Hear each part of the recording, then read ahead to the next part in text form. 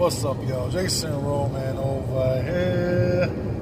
So the reason I'm making this video today is because God prompted me to. So let's think for a minute. When Jesus Christ came to this earth, most people, although I can't find a verse that says it to be accurate, but most people consider Jesus to be a carpenter. Now, the reason they say it is because Joseph, whose worldly father, Jesus was his worldly father, Mary's husband, her betrothed, he was a carpenter by trade, which it does mention. But it never really mentions that Jesus himself was a carpenter. But it might say in one verse now that I think about it. But I think it says, "Aren't you Jesus, son of Joseph, the carpenter?"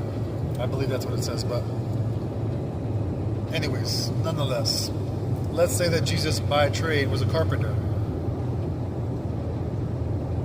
During his time period on earth, he did not work and work and work and try and build his carpentry business, whatever, He didn't try and save up for retirement.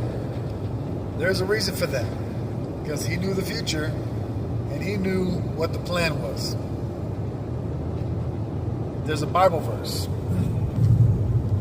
It says, I believe it's Proverbs. It could be in the New Testament also. It says, don't work. I remember it was Jesus. Jesus said it.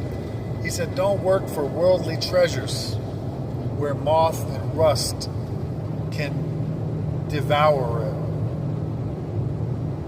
Most of us are working for retirement. We are trying to work, provide for the kids, keep a family, have something to pass on down to our children.